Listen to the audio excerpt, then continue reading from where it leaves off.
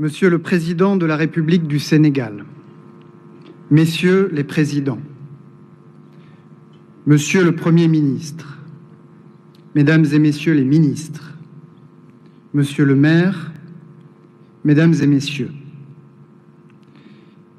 ils venaient du Sénégal, des Comores, du Congo, de Côte d'Ivoire, du Gabon, de la Guinée, de Madagascar, de Mauritanie, du Niger, du Tchad, du Togo, de ce qu'on appelait encore à l'époque la côte française des Somalies, le Dahomey, la Haute-Volta, l'Oubangui-Chari ou le Soudan français.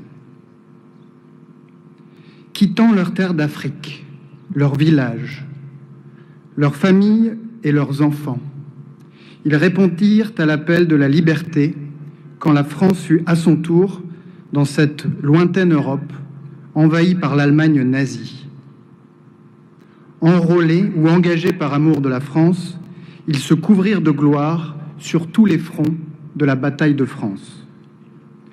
À Sedan, Bar-le-Duc, Neufchâteau, Rohrbach, Somote, à Amiens, à Bouglin-Val, à Aubigny, c'est en héros que les tirailleurs sénégalais écrivirent cette page de notre histoire, repoussant courageusement les coups de boutoir de l'ennemi, malgré l'écrasante supériorité de ses moyens, s'illustrant au combat par des exploits sanctionnés par de si nombreuses citations et décorations militaires.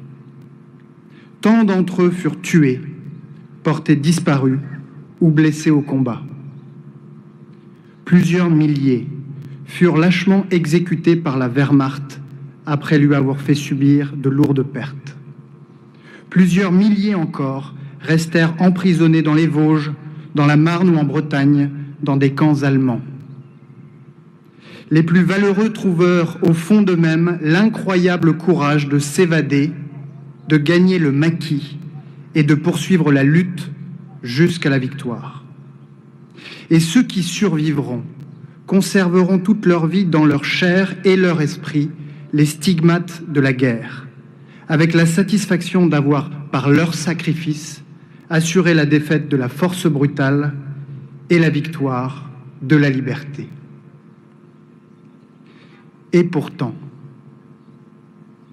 quand vint la libération, pour certains d'entre eux, le doux parfum de la victoire fut bientôt gâché par le goût amer de l'injustice.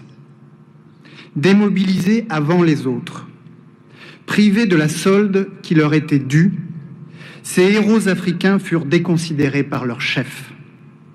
Ces valeureux tirailleurs furent traités comme des soldats de second rang. Ils avaient tout quitté et parfois tout donné à la France de la liberté, de l'égalité et de la fraternité, une France qui semblait subitement trahir sa promesse, manquer à son devoir d'égalité, manquer à son devoir de fraternité. Ils ne purent faire autrement que de le lui rappeler.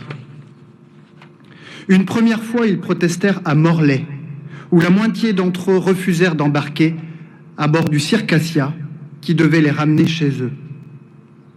Une deuxième fois, arrivés ici dans le camp de Tiaroy, ils protestèrent à nouveau et refusèrent de regagner leur foyer avant d'avoir reçu ce qui leur était dû. Et c'est au matin du 1er décembre 1944, ici même à Tiaroy, qu'ils réclamèrent justice dans un immense cri de colère qui retentit encore 80 ans plus tard.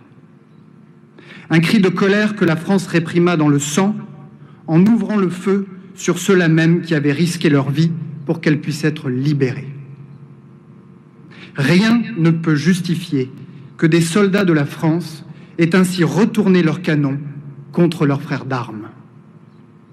Les douleurs encore si vives provoquées par cette plaie béante dans notre histoire commune, seul un travail de mémoire peut conduire à les apaiser.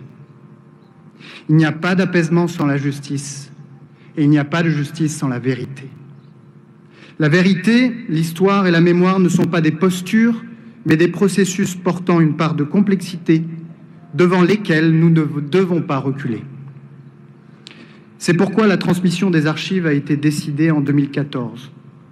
C'est pourquoi la France a accueilli une mission d'étude des archives que vous avez mandatée, qui contribue aux travaux du comité dirigé par le professeur Mamadou Diouf. C'est la raison pour laquelle le président de la République vous a écrit, Monsieur le Président, pour vous dire que la France se doit de reconnaître que ce jour-là s'est déclenché un enchaînement de faits ayant abouti à un massacre. Et si la France reconnaît ce massacre, elle le fait aussi pour elle-même, car elle n'accepte pas qu'une telle injustice puisse entacher son histoire.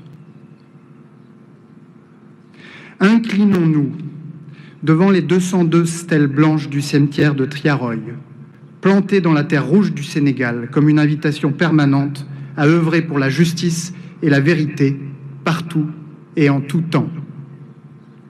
Puisons dans ce travail de mémoire et de reconnaissance la grandeur d'âme, le dévouement et la dignité de ces hommes, de ces témoins du monde nouveau qui sera demain, que célébrait Senghor.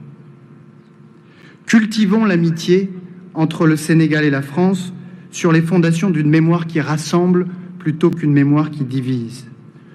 Monsieur le Président, vous avez posé avec le Président de la République, le 20 juin dernier à Paris, les bases d'un partenariat renouvelé, fondé sur le respect mutuel au service des intérêts réciproques de nos deux peuples, unis par des valeurs démocratiques partagées et une relation d'amitié. Inventons ensemble ce nouveau dialogue, franc et respectueux des intérêts et des valeurs de chacun, transparent sur les objectifs, juste quant à la réalité des actes, juste quant au récit qui les entoure. Pour que vive la République du Sénégal et pour que vive la République française.